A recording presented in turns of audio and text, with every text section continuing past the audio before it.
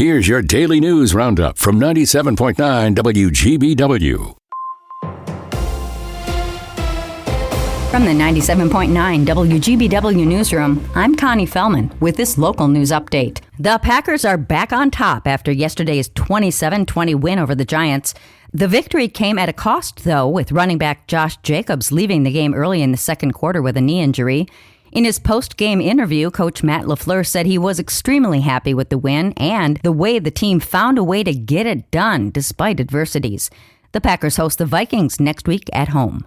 A four-wheeler is reportedly to blame for a brush fire that scorched around 350 acres in Washoe County yesterday. Sheriff's officials say multiple departments battled the blaze for hours before crews were able to get it under control. High winds made it difficult to contain. According to local authorities, sparks from an ATV started the fire near Red Granite. Shawano County authorities have identified the suspect in last week's shooting near Tigerton. 74-year-old Brant Hoffman faces multiple charges, including first-degree intentional homicide and being armed while intoxicated. The shooting happened last week after an alleged argument over shared hunting property. Every few seconds, emergency workers put their lives on the line to help crash victims, according to safety statistics. That's why the city of Green Bay is officially kicking off Crash Responder Safety Week this morning. Mayor Eric Genrich, along with Green Bay police and firefighters, are bringing awareness to the dangers first responders face while working at traffic incidents. Crash Responder Safety Week aims to promote roadway safety. This year's theme is Safety Starts With You. Wisconsin law requires motorists to move over or slow down when approaching emergency vehicles with flashing lights, creating a safety zone for crash responders working on the roadside.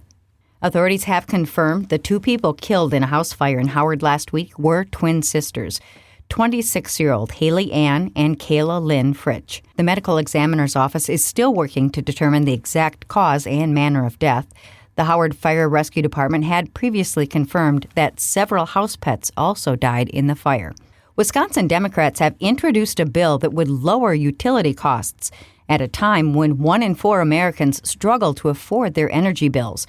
According to the Bureau of Labor Statistics, energy prices have jumped by 40% in just the last 5 years. In Wisconsin, residential energy customers are paying about 30% more than they did in 2020. That leads some families to make difficult choices, like 60-year-old Jill Sexton and her husband, who live in Wausau. I ended up taking a part-time job specifically to cover the increase in our electric and heating bills. No, it ain't. Here's our reality. Each month we choose between paying the electric bill and heat bill or filling our prescriptions.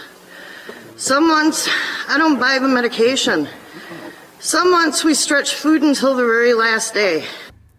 Representative Darren Madison from Milwaukee is introducing a bill that would require Wisconsin's Public Service Commission to create a program that limits utility costs to 2% of a household's income.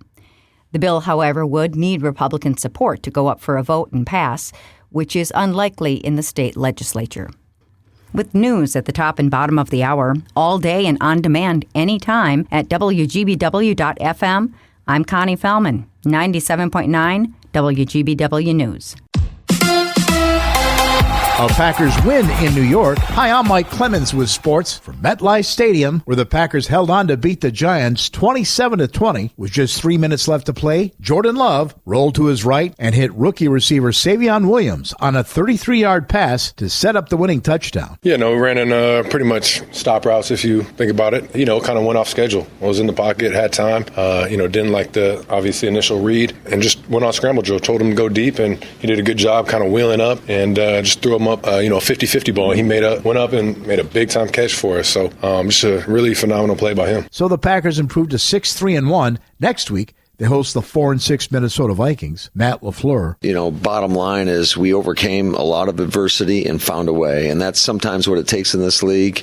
And so we'll celebrate it tonight and move on to the Vikings tomorrow. NBA, the Bucks in Cleveland to take on the Cavaliers. With sports, I'm Mike Clemens. It is going to be mostly sunny today with a high right around 44 this afternoon. Tonight, a little bit of rain and light snow. We are going to drop down into the 20s for a low. Snow amounts will be light. And then tomorrow, a little snow in the morning. Mostly cloudy all day with a high in the upper 30s to low 40s. I'm meteorologist Sean Cable. That's your Green Bay News Roundup from 97.9 WGBW. Subscribe to this podcast on Spotify, Apple, or wherever you get your podcasts. And find more news anytime at WGBW.FM.